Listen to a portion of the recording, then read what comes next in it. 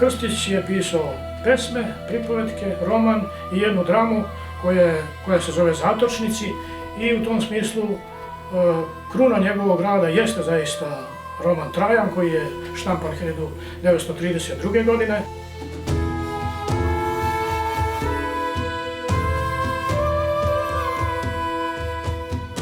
Vratio se potom u mesto svoga porekla jer je bio svestan i vlastite misije i vlastite odgovornosti.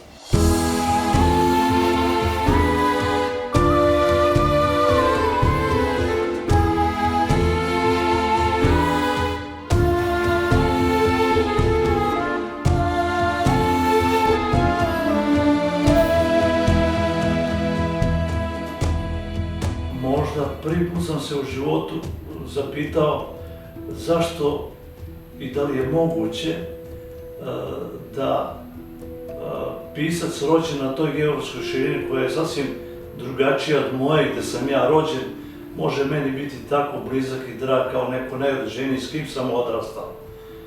To su moje impresije o tom romanu.